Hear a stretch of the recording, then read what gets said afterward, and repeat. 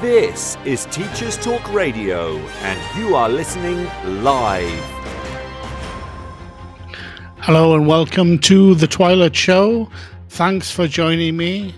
Today my special guest is Gabriela Madeira from Argentina, and we will be talking about why sustainability is important in education.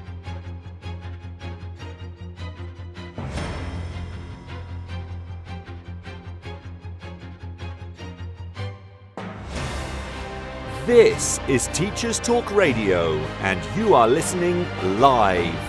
Tune in live at ttradio.org, or to join in the conversation, download the Podbean app and search Teachers Talk Radio. Follow the hashtag TTRadio. Tune in, talk it out with Teachers Talk Radio.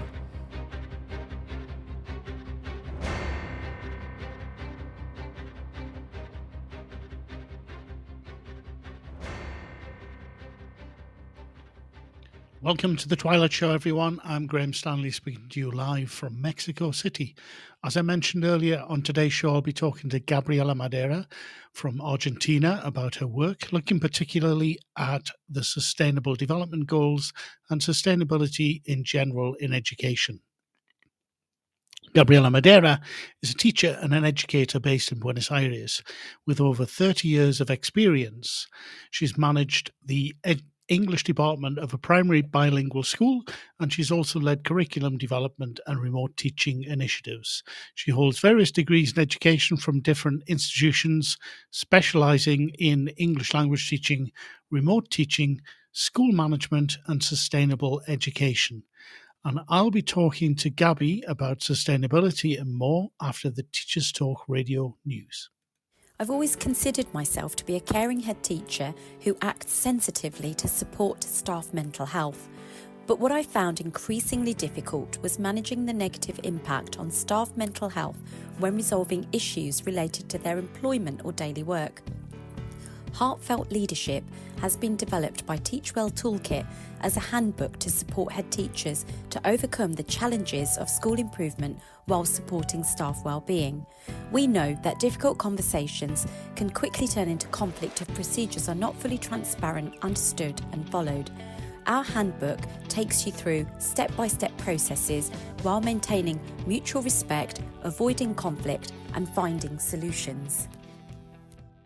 At Bloomsbury Education, we're passionate about supporting teachers with high-quality professional development books from leading experts. Whether you're navigating your first crucial years as an early career teacher or a more experienced teacher looking to refresh your practice or take a step up into leadership, our award-winning books are here to help. We publish practical books to support teaching across primary and secondary, from the very best in research-led practice to trusted advice on inclusivity, behaviour and curriculum design. Visit the Bloomsbury Education website at bloomsbury.com/education to find out more and use code BLOOMTTR24 to save 20% on all education titles. Bloomsbury Education, books for every step of your teaching journey. This is Teachers Talk Radio, and this is Teachers Talk Radio News.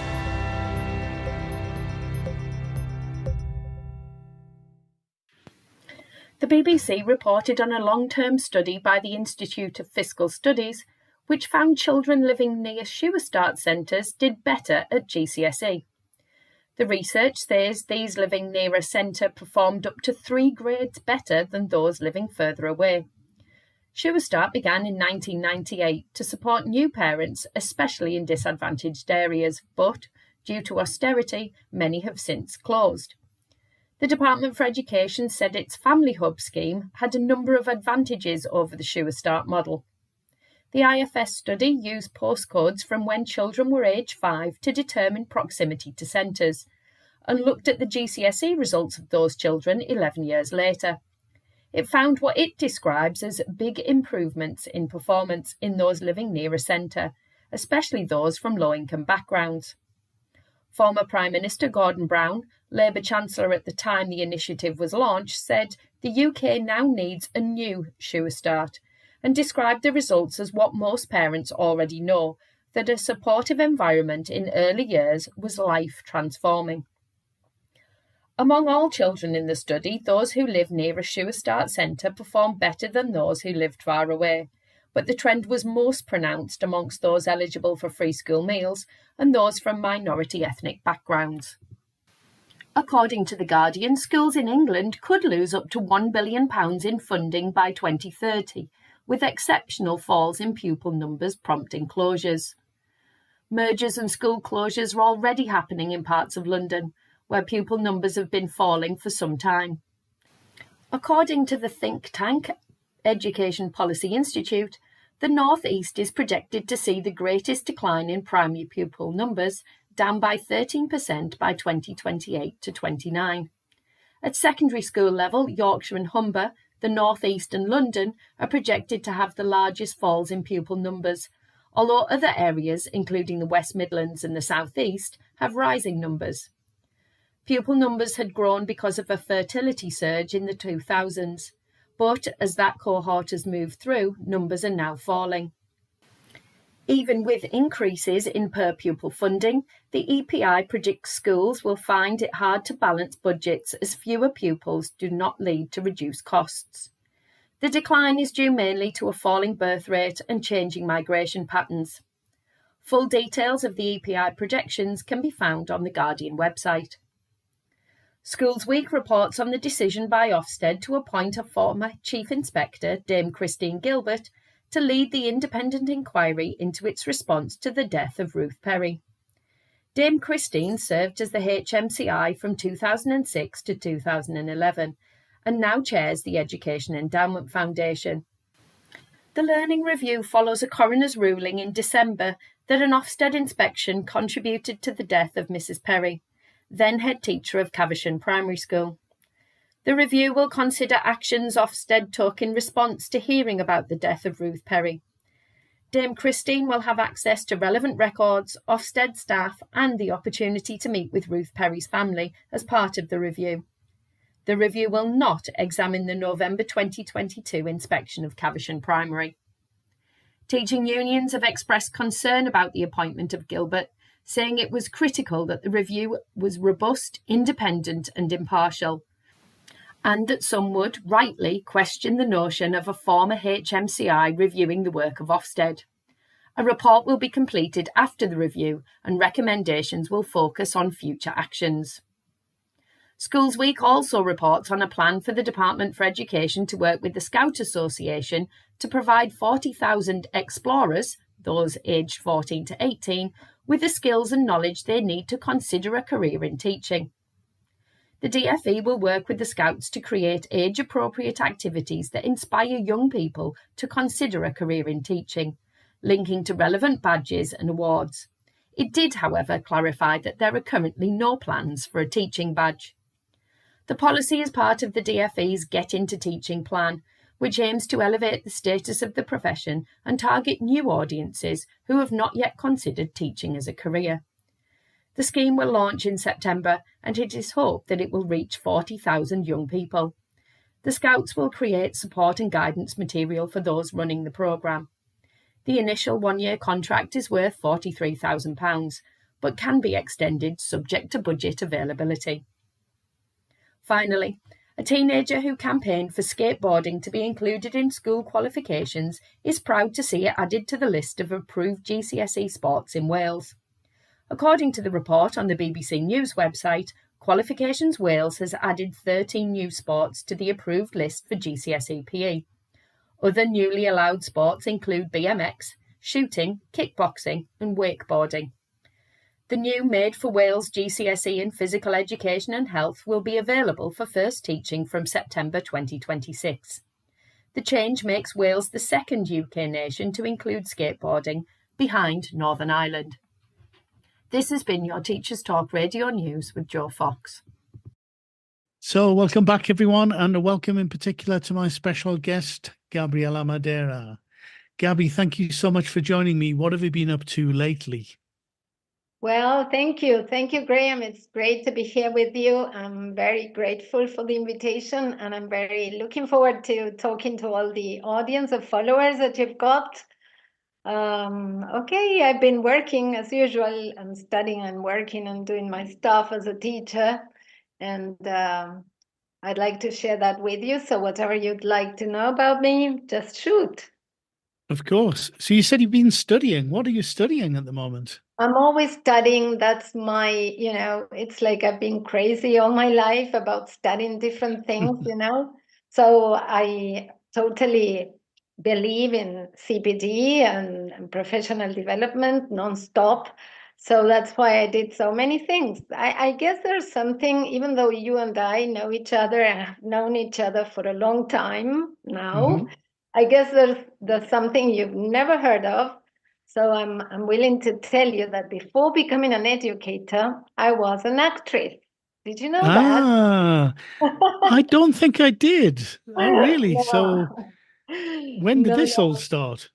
Okay, I never told you this. The thing is that when I was in secondary school, I loved studying. I was a very good student at school, and but I loved drama. I loved drama, and I Okay. really wanted to become an actress, which was a problem at home, and also at school because the heads of the school couldn't believe that I wouldn't do anything, more academic. So when I decided to get into the School of Drama, my parents were in Europe on a trip, and I had to send them a letter because I wouldn't have the cheek to tell them that I was going to do that, Oh, So, really? And how did they react?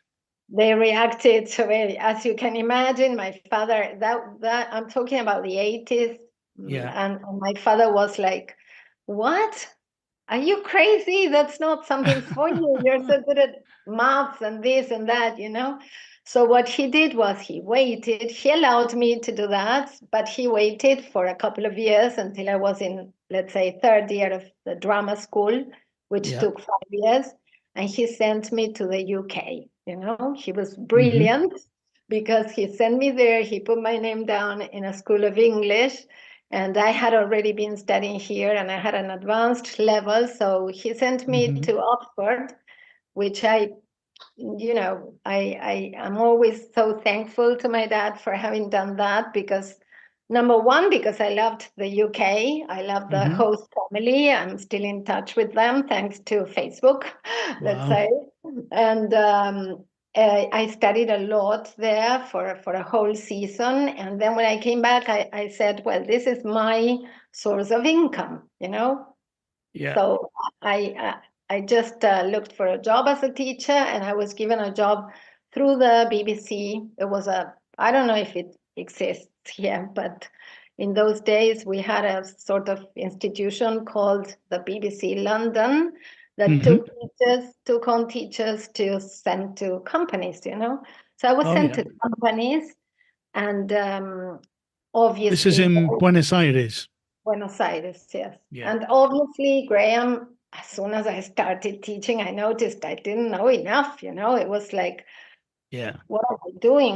I should study this in depth, So I put my name down at the teacher training college and then I dropped drama and I became a teacher and that's my whole life now. I've always liked being a teacher, so this is my favorite game from when I was a little girl. So Right. it was a dream come true, And from then on, it was one thing after the other one at universities and institutions and studying different stuff.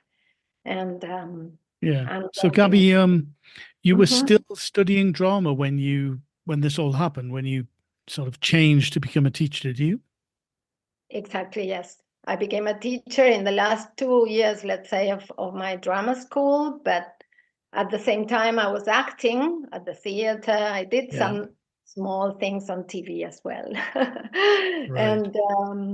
And then, of course, I became fascinated by the world of teaching English and all the things, the possibilities it opened up for me, and obviously also because it was a steady source of income, whereas when you do Yeah. drama, it's full of ups and downs, and I'm not particularly fond of that Mm. instability, So that's And why, do yes. you ever regret, Gabby, not continuing with the drama, or did you continue with it part-time as well? No. I never regretted that because really I did my my best to be the best actress possible. When I was doing that, as usual, I'm always doing my best at everything I undertake. And then when it was over, I just plunged myself into education, and that's what I've done. And I think I've done pretty well. I don't know. I worked with you as well, so you can tell better than me. I think you've done more than pretty well. And Okay.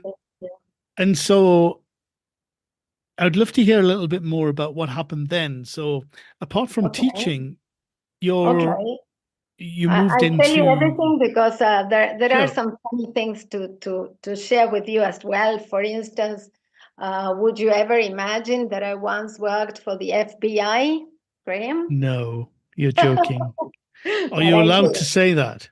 I did. Yes. The thing How is did that you get I was involved with the FBI? okay. I was working at the School of Police here in Buenos Aires because Oh yeah.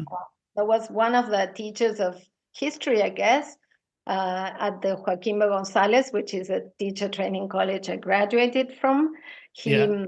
he sort of gathered a group of, the best average teachers in the teacher training college, and I was part of that. So he called me and he said, "Well, we are sort of having a kind of, well, I'm blushing when I say this, but a kind of elite group of teachers." That's what he said.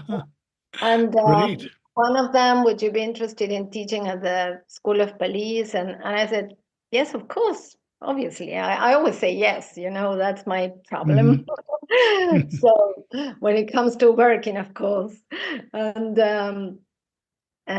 well, he took me there. And the thing is that between the teacher training college, my graduation, and that job, I had done 3 years for this course called interpretation. That was called simultaneous and Yeah.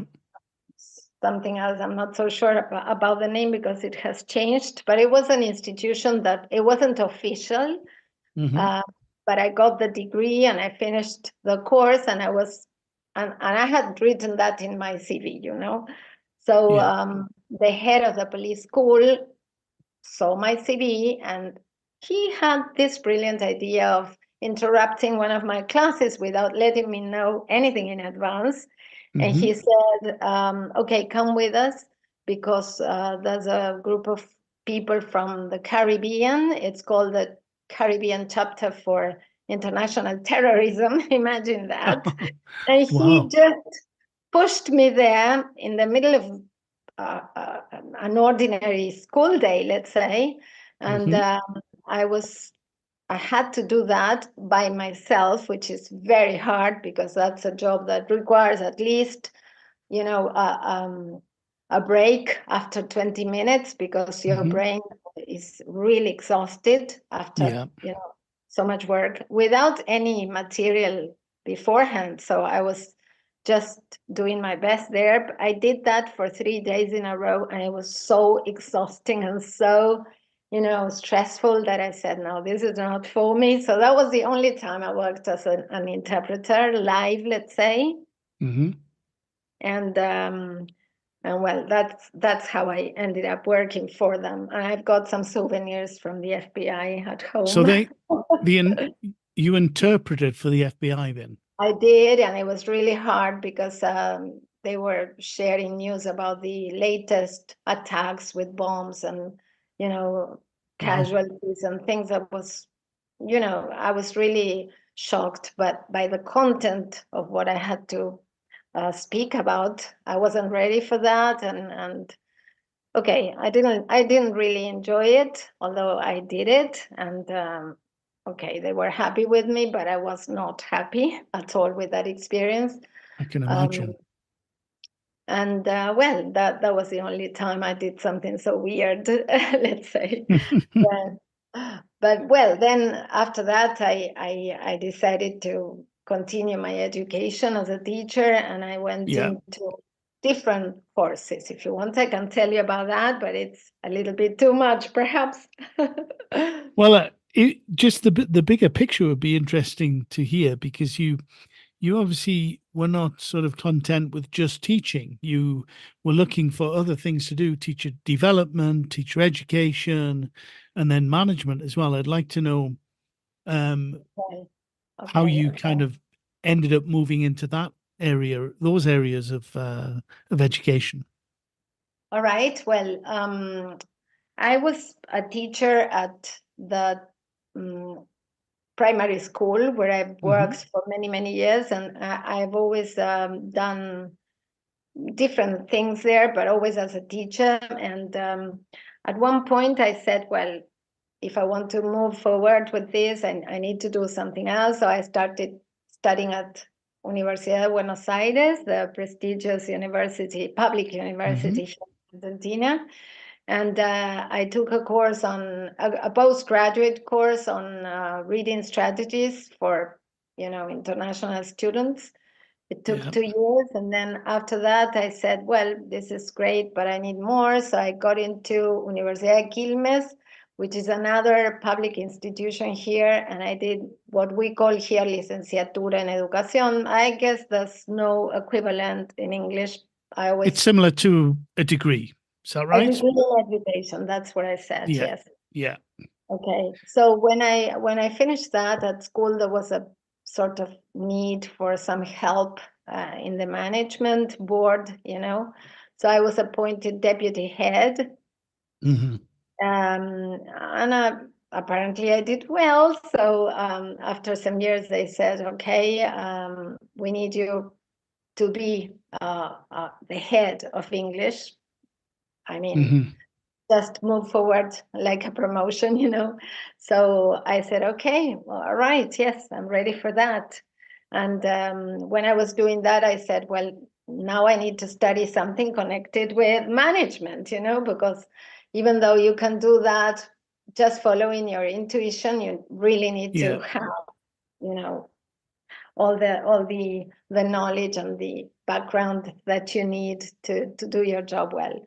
So I got into this management sort of, we call it diplomatura en gestión. That is a kind of a degree in management, school management, and well, I did that as well. So I never stop. And now that I have just left this management at school, I have more free time, although I go on teaching and doing other kinds of things connected with education. But I started focusing more on literature and things that I had left behind.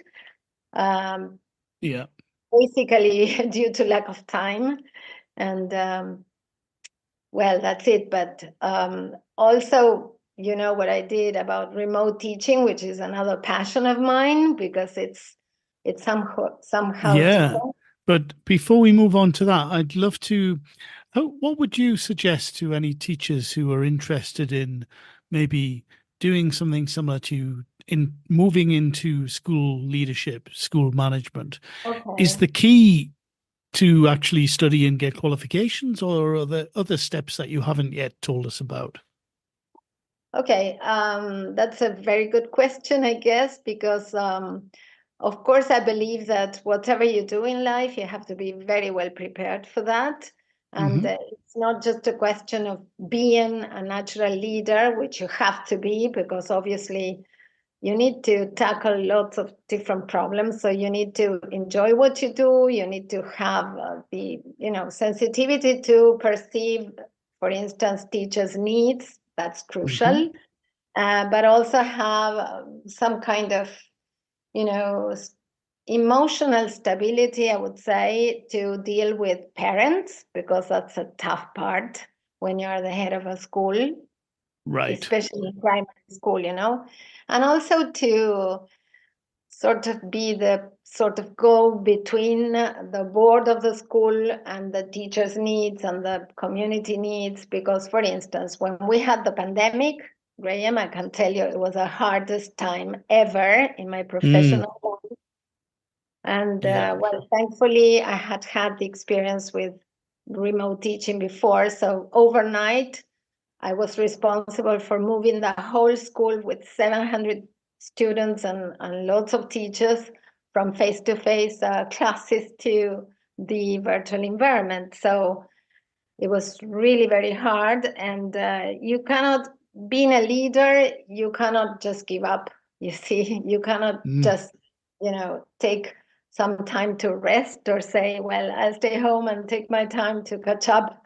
No, you have to be there 24/7, especially in a context of the pandemic. So I would say that teachers who are looking forward to a kind of movement like that must be ready for all sorts of things, obviously very rewarding things, because it's a position that allows you to be creative, allows you to, work with different people and learn from all of them, and also, create bonds with the community as a whole.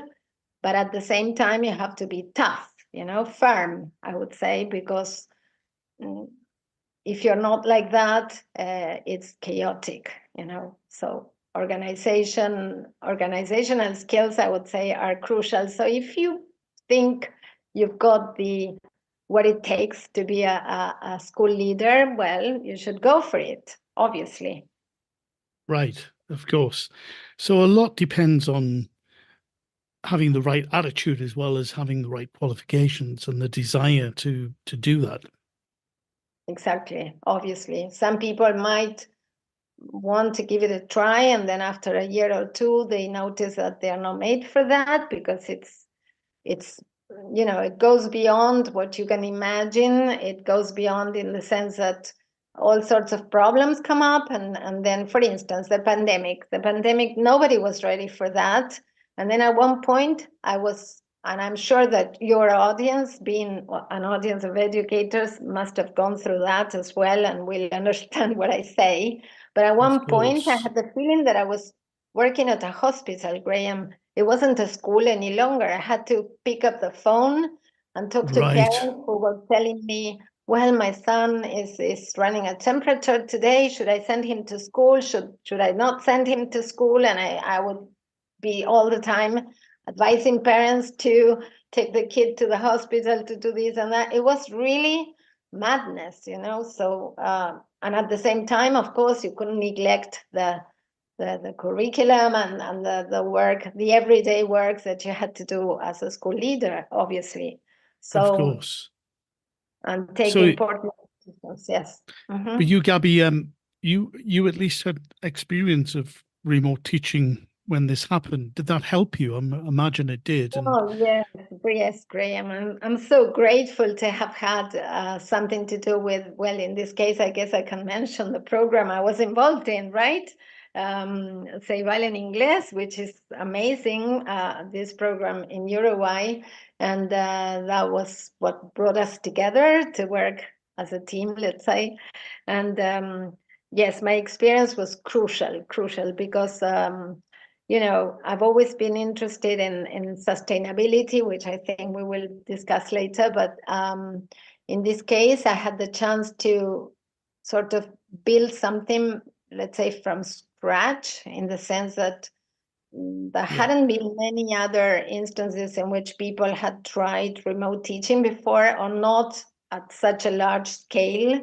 So when we began and we formed this wonderful team of tutors and, helping and giving support in Uruguay, it was like I learned so many things, and I had to do some research as well, because obviously I had a sort of,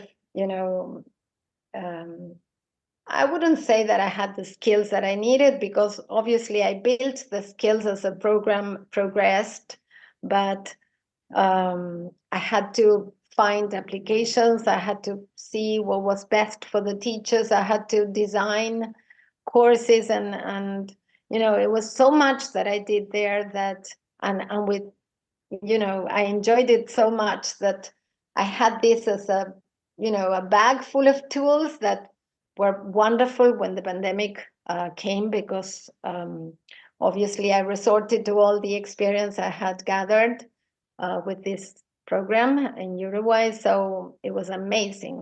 It helps me a lot, and I would say the school relied on that obviously a lot, and they were very thankful too, because you had to solve things overnight. So, Of course. mhm. And did you end up training a lot of the other teachers in Yes, to not help them only with remote teaching? yes, not only the I've always considered myself to be a caring head teacher who acts sensitively to support staff mental health. But what I found increasingly difficult was managing the negative impact on staff mental health when resolving issues related to their employment or daily work. Heartfelt Leadership has been developed by Teachwell Toolkit as a handbook to support head teachers to overcome the challenges of school improvement while supporting staff well-being. We know that difficult conversations can quickly turn into conflict if procedures are not fully transparent, understood and followed. Our handbook takes you through step-by-step processes while maintaining mutual respect, avoiding conflict and finding solutions. At Bloomsbury Education, we're passionate about supporting teachers with high-quality professional development books from leading experts. Whether you're navigating your first crucial years as an early career teacher or a more experienced teacher looking to refresh your practice or take a step up into leadership, our award-winning books are here to help. We publish practical books to support teaching across primary and secondary, from the very best in research-led practice to trusted advice on inclusivity, behaviour and curriculum design. Visit the Bloomsbury Education website at bloomsbury.com/education to find out more and use code BLOOMTTR24 to save 20% on all education titles. Bloomsbury Education, books for every step of your teaching journey. the English staff, which was the group that obviously was my responsibility. I had to help the Spanish teachers, the kindergarten head as well, because obviously they hadn't had that experience that we were discussing before, and there were some techie teachers and some others who were not really into technology at all. Obviously, at that point, everybody had an email account and everybody used a phone, in that respect, we were very lucky, but they were not familiar with Zoom, for instance, or any kind of tools that implied synchronicity, or maybe the school didn't have at that point any system like Google Classrooms or any other system where we could upload material for the kids to work on. So we had to build everything from scratch. And I would say that that's why I had to work so much, because everybody relied on me, and the teachers of technology, of course. There's someone as well that was working with me, and she gave us a huge hand. And the teachers were all very collaborative and supportive, but at the same time, I had to support them because it was too much pressure and too much stress for them, especially because everybody was confined at home with the kids around and the husband working. And oh my God, you must remember that as well, I guess. Oh, yes, it was a sea change for everybody. It was quite something. But it was, it was really valuable having the experience of remote teaching that we both had, I think, definitely. So I'm gonna move on to sustainability in education, which is one of your special interests, Gabby. What do you understand by sustainability when it comes to education? Why is it so important to you? Okay, that's a great question, and it's really something that we could be discussing for hours, but I'm going to try and be sketchy, let's say, although we do have time, right? Yeah, definitely. Okay. It all started, one of my passions, apart from teaching, you were asking me about before other passions, and one of them is traveling. I try to travel as much as I can when I'm free. So one of the trips I took in 2017 was to New York, and I visited the United Nations, and to be honest, up to that point, I hadn't heard much. Of course, we all read about the lack of resources and how the earth was in danger and global warming and this and that. But I had never seriously explored that as a topic and as a crucial thing as in terms of content to include in my curriculum at school, you know. So when I visited that place, I was really impressed by an exhibition that was there on display with the 17 sustainable goals in the 2030 agenda. You know, I don't know if you're so familiar with that, but I looked at that and I said, but how come we are not teaching this? How come this is not part of what we are doing at school seriously, you know, not just in passing, but seriously working on this as cross-curriculum curricular content.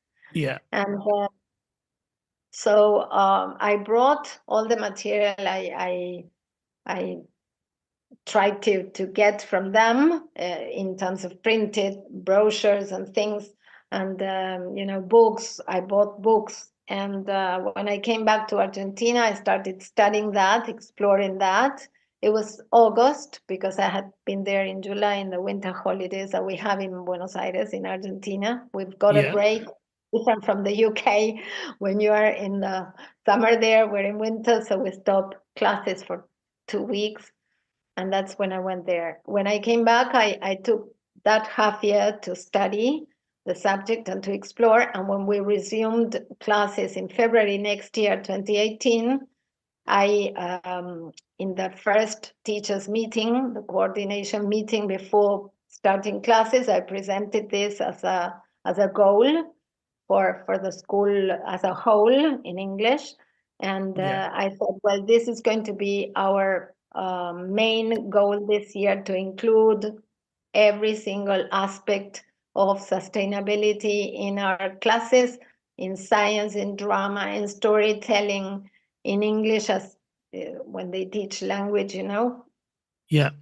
The teachers were amazing, you know. That was a great team of teachers because they jumped at the chance of doing this immediately, and they said, of course, this is great, and they started collaborating and bringing ideas and creating projects, and you know, from one day to the next, everybody was doing something. Of course,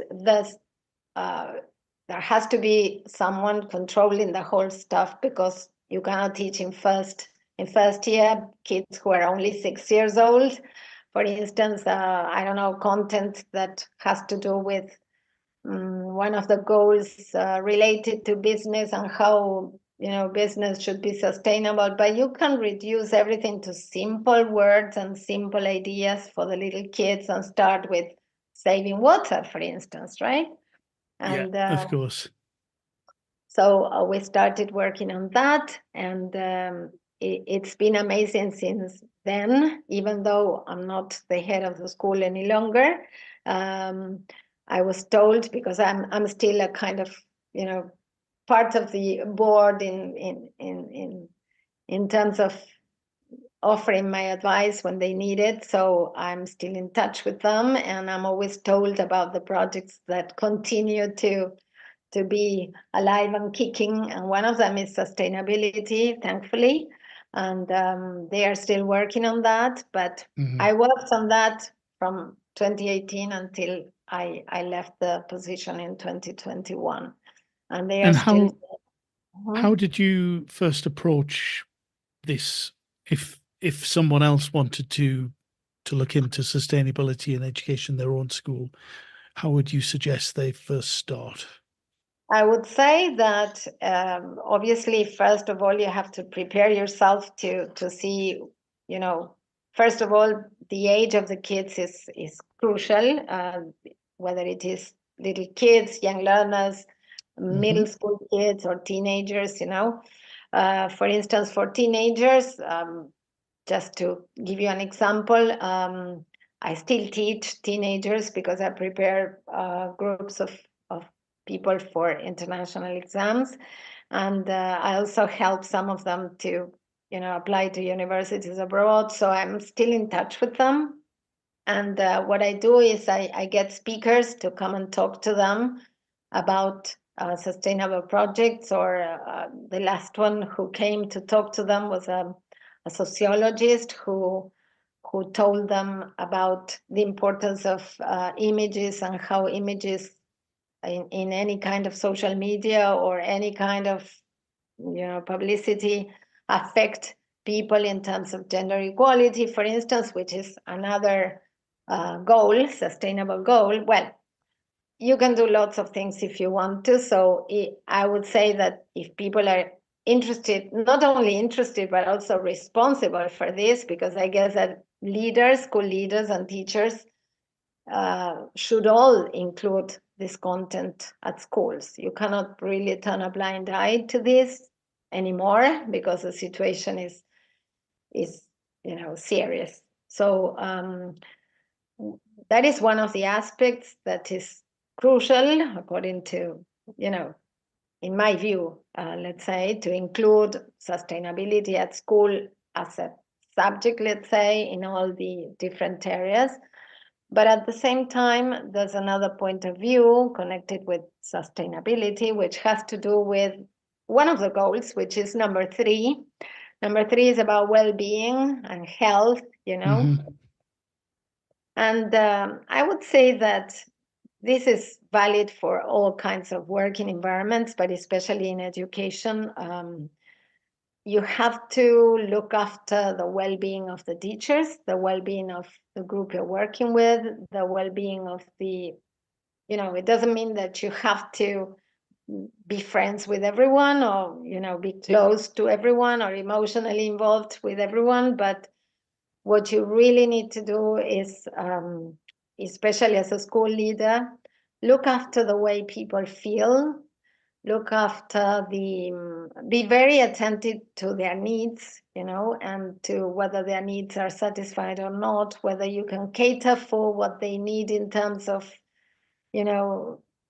every single detail of their job has to be, let's say, at least satisfactory for them and give them some room for, creativity and agency and promotion sometimes, if possible, freedom. So sustainability in that respect is something that has to be, one of the most important prioritized objectives in any school environment or projects or educational projects. I don't know how you see this, Graham, because you're also involved in projects that, affect people's lives positively, let's say. So I think it's a great thing to do. But you're the first person I think I know who's sort of talked or made me aware of it being something that's been undertaken in a whole school. I'm sure there are other schools in different parts of the world that are doing it, but you're the first person that's talked to me about it. Okay, well, I'm glad to hear that on the one hand, but on the other hand, I wish more schools were doing this. I guess that more and more schools are doing this. I'm sure they are. It's just I haven't heard about them. Yes, of course, yes. Do you know of other schools or the teachers who are involved in this as well? I know other schools. Yes, I know at least one school where there's someone who's a friend of mine and a colleague who always posts things in connection with sustainability. And of course, well, I'm not aware of other schools in detail, let's say, but I'm sure that more and more people are talking about this and doing projects in connection with this. And when I attend, our teacher association meetings like APIVA, which is the one in Buenos Aires, or FAPI, the one for the whole country, I always get to see projects presented by teachers in connection with this. I guess that more and more people are doing this. Obviously, back in 2018, when I started, it was hardly heard of.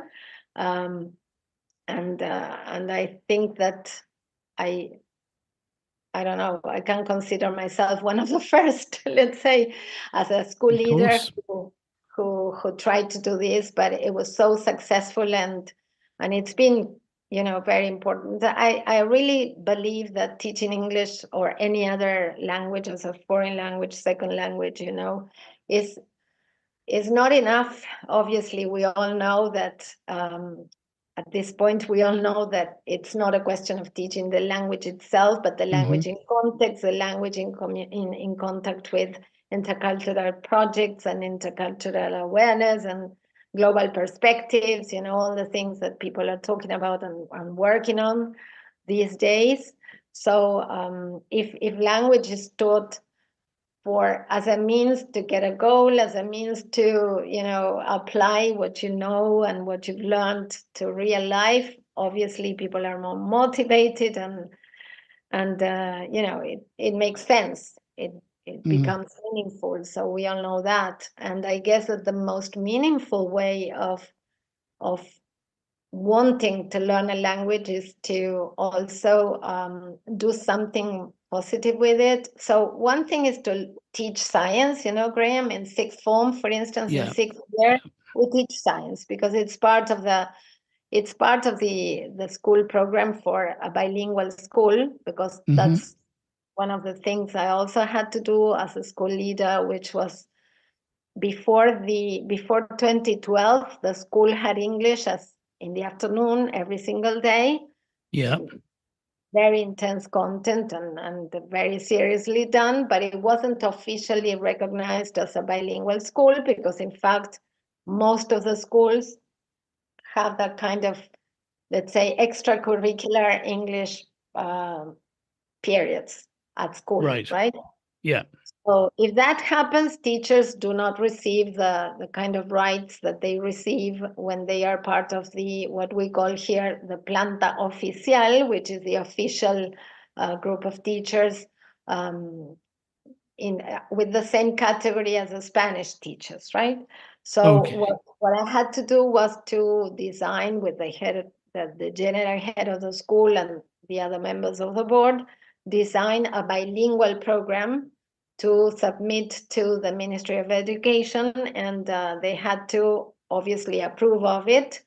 And for that reason, we had to add, let's say, more periods of science or periods of literature, more so that in a way you sort of showed them that you were covering not only language, but also special subjects, right?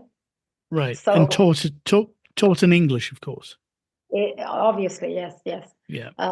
So they ask you to, include a number of periods of special subjects. Some of them, one of them is science. So if you teach science in sixth year, let's say, which is sixth year with kids who are 10 or 11 years old, and you teach them sustainability, and you teach them, like the teachers who were working with me at that point in sixth year, they were great at projects like growing plants at school, growing a kind of farm at school, making compost, and while they taught the subject itself, they also taught values and knowledge and skills that are good for life, and for a sustainable life.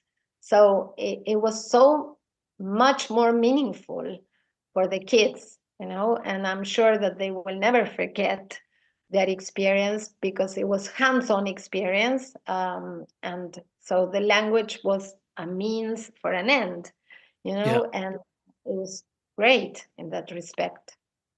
And how about the kids and maybe the parents as well? Did they embrace this change when they were doing science in English, etc., or was it a difficult thing to introduce at the beginning? Well, at the beginning, I would say that it wasn't such a change because the school was already working with these subjects, although maybe not with so many periods on it or in such an organized way, because it was sort of, we had the freedom to choose how many hours and this and that before the bilingual plan, right? Now with the bilingual program, you have to teach so many hours a week of each of the subjects and this and that. So the change was gradual, I would say. It only changed in terms of for instance, the certificate you give the students when they finish primary school says this is a bilingual primary education, let's say. Before it didn't say that. So the changes were not that big, but in terms of sustainability, the kids not only embraced it, but also became agents in the community. You know, the other day I came across a teacher on the street, and she's one of the young learners teachers, and he told me, "Oh, Gabby, you won't believe this, but the other day I was telling a story because I also introduced storytelling as a subject at school." And she's in charge of that. And she was telling a story connected with saving water and saving the resources and being responsible with electricity and water and this and that. And she said, and one of the little girls started crying, and she was in tears telling me, my mom takes too much time washing my hair and I won't persuade her. I can't persuade her that she has to wash my hair in a shorter time. So you see that they are, I don't know, taking responsibility for what they do at home as well. So that's great. Wow. It's amazing. Yes. And how important is it to get the parents involved and working with the school when it comes to sustainability?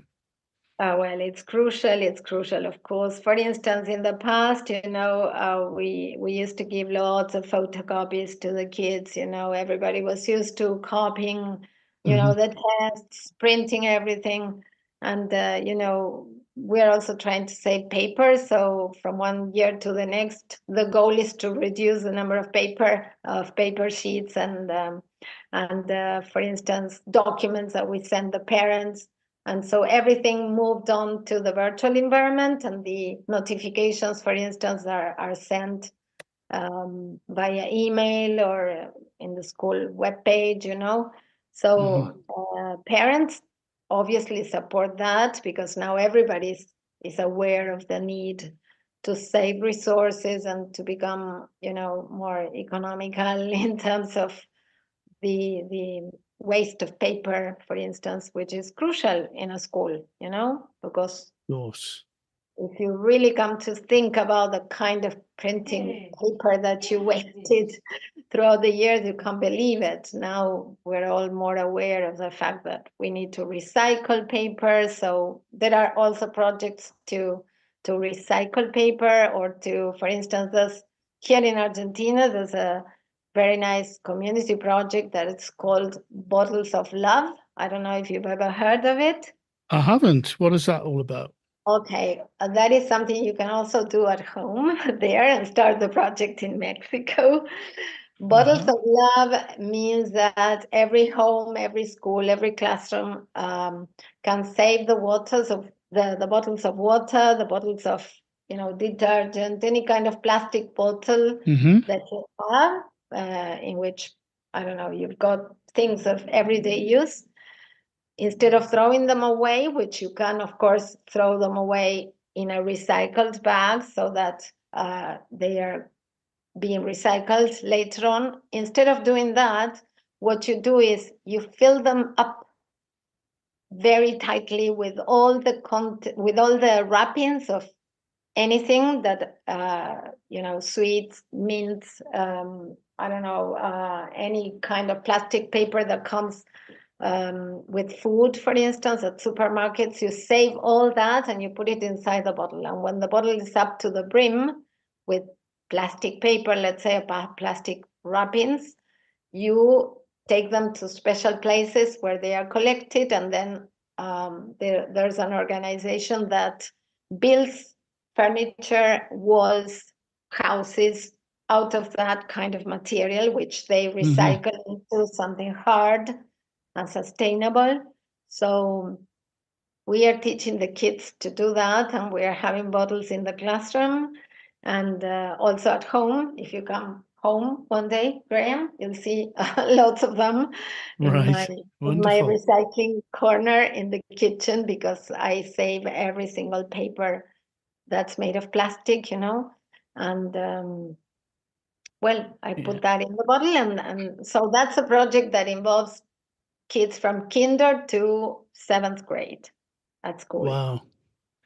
Wow. Yes. One thing I saw the last time I was in Uruguay is, as you know, all of the laptops that are given to the children and teachers in that country, Uh-huh. they are recycled, and the plastic in the laptops, they take them and turn them into things such as tables and chairs, and you see that around the place when you go there as well, which is fascinating to see these multicolored tables and chairs that were made from the plastic taken from the old laptops, which is wonderful.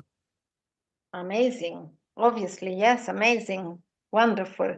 Yeah. Well, you asked me before if I had some tips for teachers that might be Yes. perhaps listening to this show and thinking or wondering how to include all that at school. Well, the website of the UNESCO, Hmm. the website can be in Spanish or English, and I don't know about other language, but I'm afraid there might be translation into other languages as well. Sure. It has plenty of resources, amazing resources for all ages to work on the goals, and from comics to animations to more serious texts for older kids, maybe videos and projects. There are so many things that you can't possibly cover them all, but you have to browse the site and see what is useful and what you can apply at your own school, depending on the hours of contact you've got with the kids and the age of the kids as well. I don't know the resources you have, but there are so many things that I really recommend that I highly recommend the website for teachers who are interested in this sustainability sort of approach to education. Wonderful. Mm-hmm. That's great. And you hinted at it beforehand, Gabby, but CPD, continuing professional development, is a very important thing Mm-hmm. for you. It's another thing you're entirely committed to personally, as we've been hearing how you continue to study all the time. But how important is it for teachers in general to develop professionally on a continuing basis, do you think? Okay, well, here I have to be very, let's say, realistic, Graham, Hmm. Hmm. because especially in my country, the economic situation is really harsh these days. Yeah. And teachers are working in the morning, afternoon, and sometimes evening as well, apart from having to take care of their own kids at home. So there's Yeah. no time. There's no time, honestly. And, unfortunately, CPD is not something that all schools can afford, and they cannot offer the teachers as much training as they should because it's Mm. not officially established that schools should do that. So there are some schools that do that, some others don't, simply don't. So all the, you know, the programs or the courses or the whatever you have to put your name down for, and it's something personal, and sometimes you have to afford that yourself. There are many opportunities, luckily, but you need time, and being realistic, I would say that teachers are not given enough time for that. Mm. So as a school leader, I think that that's another way in which you have to become responsible for your staff. For instance, one idea that I always share with other school leaders, because everybody complains that there's no time to get all the teachers together for coordination meetings, let's say. Yeah. So it is true because all the teachers, are working at the same time simultaneously. So how can you get together, for instance, all the teachers in third with all the teachers in fourth, so that they can, in my case, there were 6 people, right? 3 ABC, 3 for third, 3 for fourth. So how can you find the time to get them together? Mm. It's crucial to see what the kids in third do, so that the teachers in fourth know how they receive the kids, or if there's any gap in the content they covered, they should coordinate what they do, you know. So Yeah. what I did is something that maybe it helps other teachers if I say it here, which is I asked the gym department to get the kids of third and fourth together at the same time, let's say, you see, for one period only. So Yeah. obviously that period, they will be packed with kids because there are lots of kids together. But if you've got the space at school, you can do it. And then it was good for them because the next period they would be free. So instead of having, for instance, Monday first period, third form, and Monday second period, fourth form, they would have all third and fourth in the first period, and then they would be free in the second period. So when they have all the kids of third in the first period together, I would be meeting the teachers, you see, all of them, the 6 of them. So Right. it was a good way of coming to an agreement, let's say, and finding the time to get the teachers together to coordinate the projects, which is crucial. And so, as you were asking me about CPD, obviously it doesn't compare to doing a course or going somewhere to study. But in those meetings, I tried to discuss with the teachers something relevant to them. For instance, when I introduced sustainability the first year, it was important to talk about that. Another project that we embarked on was phonics, you know, for the little kids and how to Yeah. teach them. So we had people coming to school to train the teachers, and then afterwards we had to discuss how to apply that and how to teach the sounds in the order in which they had to be taught, and how to make progress from kinder to first and then to second, like that. So it is really important to find the time within the school hours if you cannot really afford to pay teachers courses outside the school hours. Yeah. Inside the school, you have to organize as much as possible, let's say, moments in which teachers can get trained or can at least have access to material, you know. And for that, as a school leader, you have to do the job first, the research and the job, and find out what they need, you know, and cater for that. Yes, of course. No, it's very difficult. I think, as you explained, in a lot of contexts and circumstances for teachers, because they're so busy, and they're forced to work a lot more maybe than they want to or should do, to find the time to develop, to become better teachers. But it's such an important thing to do, isn't it? As you well know, you and I well know, to be able to do that, because things. I mean, I think it's not only because things are in a lot of areas of education are changing. So being able to keep up with current knowledge and trends and ways of doing things. Then there's technology as well, but it's also just it's a way of keeping interest in the profession as well, isn't it?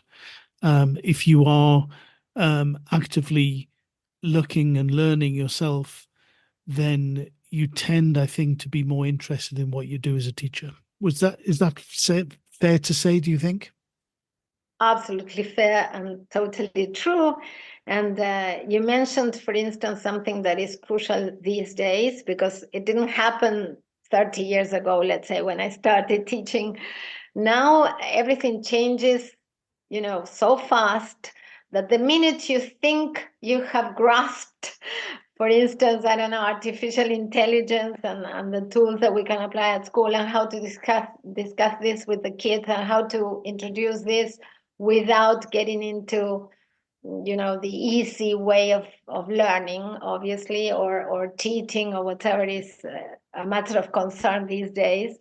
Before you get to, you know, start doing that, there's a change, and this becomes old again, and it's you know, replaced by something more sophisticated. So It's really such a fast pace that it's very hard to keep up with it, but you have to. There's no way out. I mean, we have to be open to everything and read and listen to people who know about that. And, I'm all the time trying to follow people on LinkedIn or Twitter who publish things and post things and papers and and then try that yourself and embrace what serves the purpose at your school or in your institution or with your group, and leave out the rest, because obviously one thing that can be very frustrating, Graham, I think you must have experienced this yourself also, is to feel that you cannot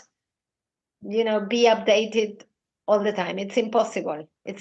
So we have to be realistic.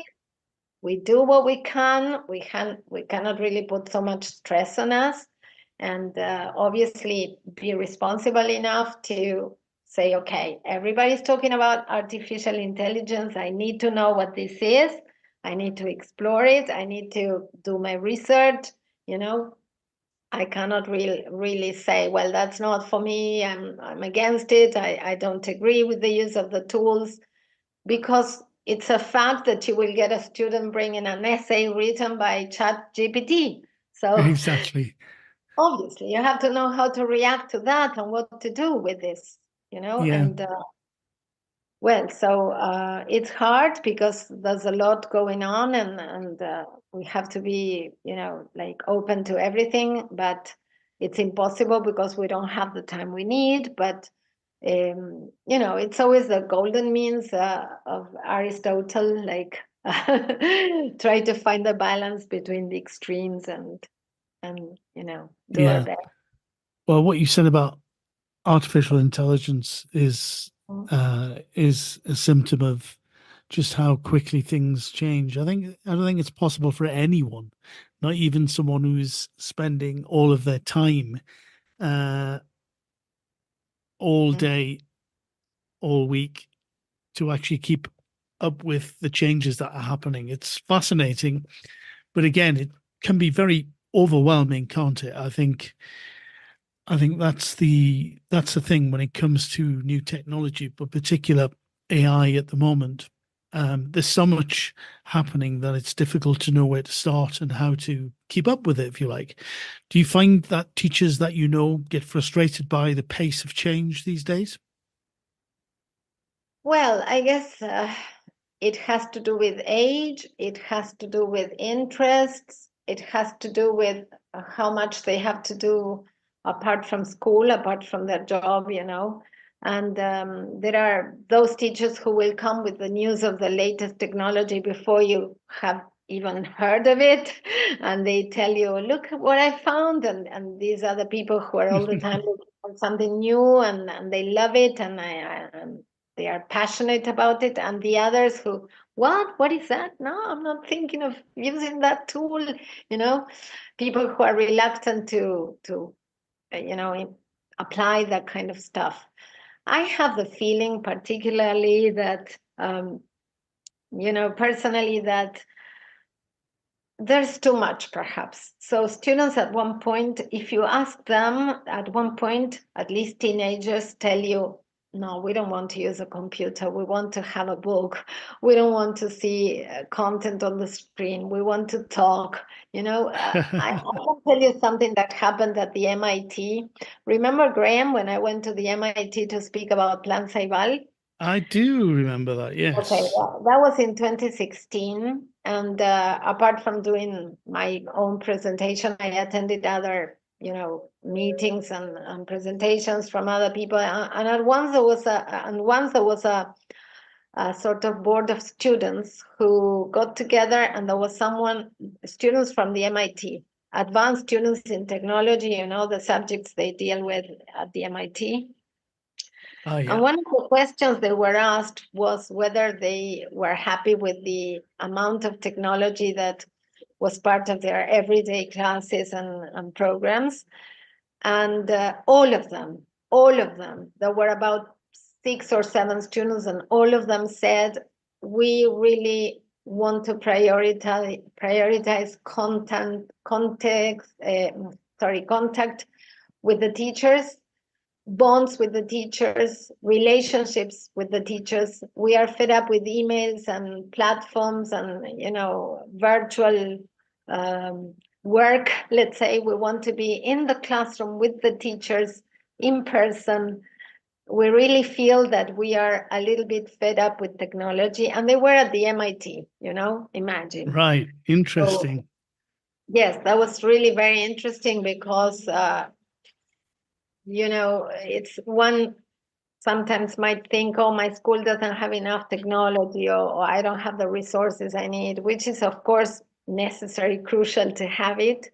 But at the same time, I guess there has to be a balance, and there has to be, books that have to be, printed material for Oh, yeah.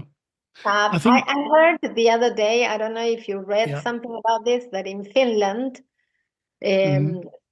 if I'm not wrong, it was Finland, and I must have read this 2 or 3 days ago.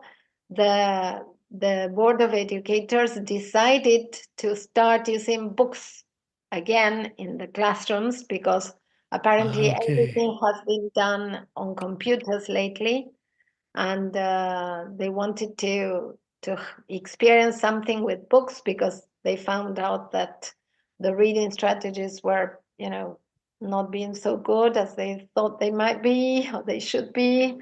Well, I So, think there's been some research published about the seeing whether students actually take in more if they read on paper-based books or digital, and it tends to show that, at least the research, that the retainment is better with paper-based books. Now, I don't know. I like to look at that a little bit critically and think, well, there are some things about the study that I wasn't sure about, that are not clear. For instance, the way that it's been approached. I won't go into the details because we haven't got time, but it's interesting to look at it, I think, with a critical eye. But it's certainly something, I think, that if students are anyway getting most of their input through screens, then perhaps it's a value in the school to introduce students to alternatives. They should definitely understand and be exposed to other ways of doing things. It shouldn't all be mediated by through screen, should it? I mean, if imagine if they're using screens at home, which I'm sure they are these days, and at school, then that's the only kind of world, if you like, of information that they know, which it's interesting to kind of have them introduced to other things as well, I think. of course, it's always like that in life in general, find the Yeah. balance between the things that you do and don't overdo some of the It, things. yeah, uh, it's funny for how others. it's Mhm. funny how years ago I found most of my time talking to teachers, persuading them to do the opposite, because it felt as if teachers were ignoring computers, and then mobiles were being banned. It seemed like a lot of teachers, not everyone, of course, as you well know, but a lot of teachers seemed a little bit disconnected from the real world, and it seemed like there was a definite need to introduce information through screens and to have that sort of literacy available, the digital literacy, as part of the school and the classroom experience. And now I find myself wondering um, whether or not that's a good thing in some cases. Certainly shouldn't be something that is done all the time. Yes, that's true. And I guess that you and I are sort of going, like taking the lead sometimes in projects. Well, this was the chance in our lives to lead projects maybe where technology was a very important value and was the only means by which we could do our job, let's say. But if you don't have that opportunity and you go on teaching as you used to teach, I don't know, 30 years ago, and the classroom hasn't changed at all, there's something wrong with you, obviously. So as you said, you have to be computer literate and also train students to be,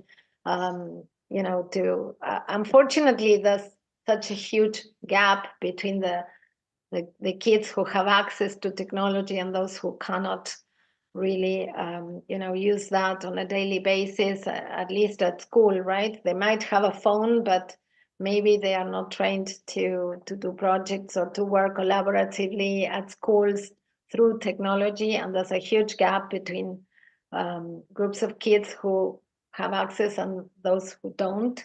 But as teachers, I guess that, as you said, we have to also keep the balance between how much technology we introduce and how much technology we leave out. There are times at school where you have to, allow the students to use a phone because basically you need it for projects or for communication or for, sharing things. And then some other times when you have to ask the students put the phones away or turn them off altogether, and we're going to focus on something different, right? Because if not, it's rather chaotic, and we don't know what will happen in the future. And that when there's a transition and things change from one day to the next, and at such a fast pace, as we said before, we need some time to look back and see what is good and what hasn't been that good. But well, we all know that, for instance, artificial intelligence is here to stay, and we have to see how to include that, when to embrace it and when to leave it out, and when to allow it and when not to allow it, But I'm using that myself, to be honest, to save time, a lot of time. It's amazing, I For think instance, yes. I think it's the case with most teachers who have started using it. They realize that it can be used to save time. But then you have to be very careful with that, because there are certain things you can do as a teacher to save time that could be opening you up to making lots of errors. And I kind of wonder also at a future where, if we have students using AI tools such as ChatGPT to write answers to assessments, we have teachers using ChatGPT to make the assessments and to mark the assessments, then we're, strangely enough, in a situation where no human being is actually reading or writing anything. It's all being done by the machines. Oh, terrible. That's so dangerous. I hate that idea. It is. It's a bleak future. No, we cannot think. So I think that's why I happen. think it's very necessary to have to look at these tools critically and be careful about what you're using them for. For example, you were talking about teachers, language teachers is one thing, I think, because it lends itself because they produce language very well for that kind of thing. And these tools like ChatGPT now can be used as language conversation partners, which I think is fascinating. But if it comes to teachers using tools such as ChatGPT, for example, to create lesson plans around subjects, there's a lot of, you've heard of it, I'm sure, hallucination going on with these tools. Yes, totally. They make things up. They say things that they look like they're facts, or they look like they're right, but actually there's a lot of opportunities for them to create things that are not actually true.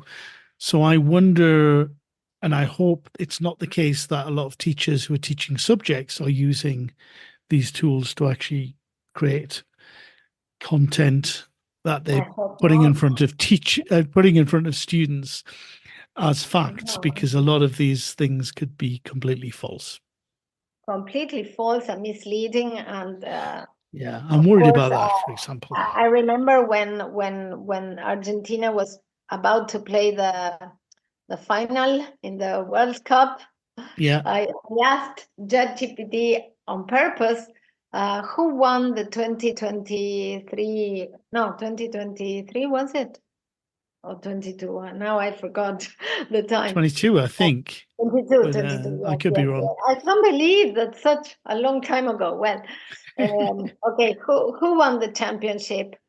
And you can't believe the amount of hallucination and the kind of answers it produced, but because obviously the open ChatGPT was trained up to 2020, I guess, and there's nothing for that. So all the things that you asked about after that, it's just pure making it up, so yeah. I think that's why it's so important to help students with digital literacy, to look at information critically and help them understand how they can fact check, and what they see on the internet they can't automatically take as being the truth, which I think this is something you do need to help students with, to help them and to teach them to be able to look at things with a very critical eye. And it's a teacher's role, I think, to do that. Absolutely. We all know that technology is fine as long as there's a teacher who organizes all the information that students bring to the classroom, right? Otherwise, it's chaos. It's something that doesn't make any sense. And obviously, for instance, one good way of looking at the writing pieces with a critical eye is register, for instance, right? Sometimes you can work with students who have a more advanced level of English and ask ChatGPT on the screen in front of all the students to write an essay, let's say, on a certain topic. And then the text that is produced may be inconsistent in terms of the register, you see. You find things that are mixed up between formality and informality, and then there's something students have to be aware of, especially if they're sitting international exams.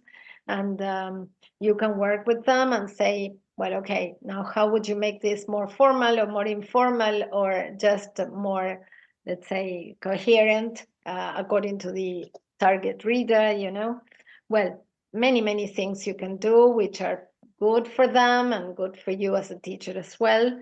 And of course, we have to work on that because it exists and it's here and it's all pervading, let's say.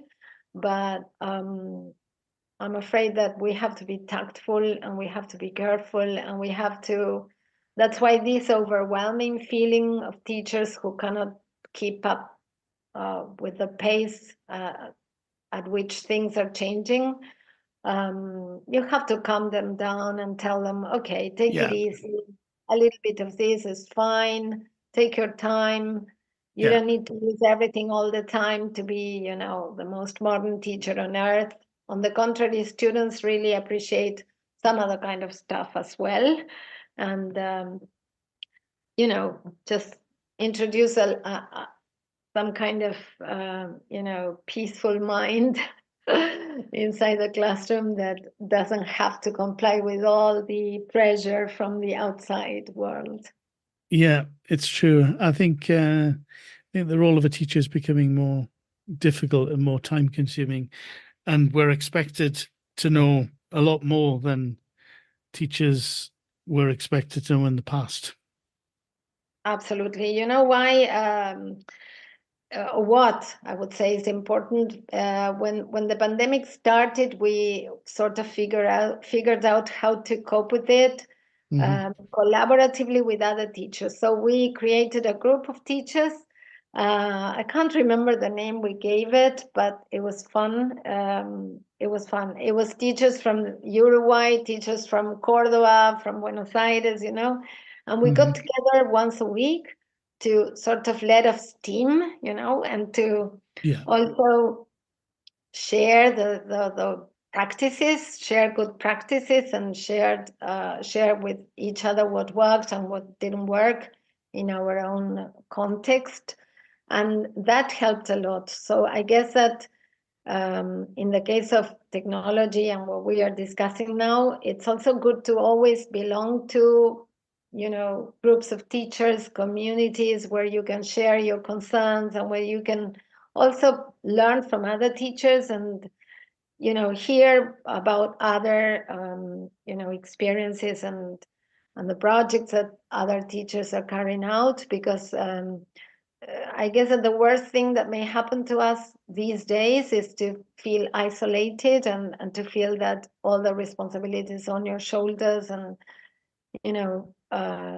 it's harder than ever to do things by yourself these days. So getting together with other people and also simply talk to each other about what is going on at your school or with your job, I think is crucial, and it may help a lot to build stronger teachers, emotionally speaking, and also professionally, right? Oh yeah, definitely. So that's why it's so important also to belong to groups, associations, and in my case, I belong to APIVA, Asociación de Profesores de Inglés de Buenos Aires, the Teacher Association of Buenos Aires, and in turn we also belong to the one in the whole country. So, well, now we are having IATEFL coming soon, right? Exactly. So all the possibilities that teachers are having to get together and share experiences are fabulous. And well, now if you cannot go yourself there, at least you have the chance to watch the videos afterwards, or have access thanks to technology. So we have to be really thankful to these little devices that we have. Yeah, I think that's important. There's so much access to so much CPD opportunities now that teachers can get for free. It's just a question of finding the time to take advantage of them, I think, as we mentioned before. Mm-hmm. So listen, Gabby, I'm gonna wind things up now. It's been a great pleasure talking to you, and thanks for sharing all of your ideas about sustainability and telling us about your secret life as an actress when you were younger as well. Okay, it's been a pleasure for me too, Graham. And well, I'm looking forward to, I don't know, seeing this somewhere and listening to this, and definitely afterwards, because you told me that it's going to be left somewhere for. Yeah, I will share the link with you, and everyone will have the opportunity to listen to the recording as well as listen to it live on Teachers Talk Radio. Okay, amazing. Congratulations on having this program, because I guess it's really nice for you to be in touch with teachers from all over the world, and for the audience as well, to listen to teachers from educators from different contexts. So yes, I think it's a great excuse for me, for my own professional development, to have conversations, lengthy conversations, because we've talked for about an hour and 20 minutes with people I know or people I don't know about education, which is not something you normally have the chance to do. So for me, I find it a great opportunity and a privilege and a pleasure to be able to have these conversations and find out more about what people like yourself, how, talking to teachers is always passionate. Teachers are always passionate about what they do, and talking to them, you find out all sorts of interesting things that I wouldn't otherwise find out. So I think it's a great pleasure to do it, but not only to talk to you, but to listen to other teachers talking, which is what this channel is all about. There's lots of other sort of hosts and a lot of other guests. So I recommend you listen to some of them. Definitely, Gabby. Yes, I will, of course. And you've been a great host with great questions. Oh, so thank you very much. It's been a pleasure. Okay, thank you very much. You're welcome. I've always considered myself to be a caring head teacher who acts sensitively to support staff mental health. But what I found increasingly difficult was managing the negative impact on staff mental health when resolving issues related to their employment or daily work. Heartfelt Leadership has been developed by Teachwell Toolkit as a handbook to support head teachers to overcome the challenges of school improvement while supporting staff well-being. We know that difficult conversations can quickly turn into conflict if procedures are not fully transparent, understood and followed. Our handbook takes you through step-by-step processes while maintaining mutual respect, avoiding conflict and finding solutions. At Bloomsbury Education, we're passionate about supporting teachers with high-quality professional development books from leading experts. Whether you're navigating your first crucial years as an early career teacher or a more experienced teacher looking to refresh your practice or take a step up into leadership, our award-winning books are here to help. We publish practical books to support teaching across primary and secondary, from the very best in research-led practice to trusted advice on inclusivity, behaviour and curriculum design. Visit the Bloomsbury Education website at bloomsbury.com/education to find out more and use code BLOOMTTR24 to save 20% on all education titles. Bloomsbury Education, books for every step of your teaching journey. Well, so that brings us to the end of today's Twilight Show. Many thanks to today's special guest, Gabriela Madeira, and all of you who joined us live. In particular, Evelyn, who I was chatting with in the studio while the show was on. And Evelyn is very interesting. It was very interesting to talk to her because she's a substitute at 11 different schools, and 4 of them are high schools. And she was chatting a little bit about how difficult that was. And I'm trying to persuade her to come on the show because I think talking to a substitute teacher like Evelyn would be a really interesting thing to find out exactly what she does. All the students, she says they want to just play games. They don't listen to her. And there've been fights with students. So it's very rough to be a sub where she's from, and that's in Alabama in state schools. So I would like to talk to you, Evelyn, if you're still listening. It would be great. Please drop me a line as I suggested. And Evelyn was also talking about having to, all of the workload that she has apart from the outside of the classes she has to do, webinars to attend, tests and certificates to get on various things that the schools ask for. And so it would be really interesting to talk to you. So that is it from me. There are Teachers Talk radio shows all week on all manner of different and interesting topics. So please listen in live or to the recordings. And I hope you will join me again next week at the same time. Bye for now.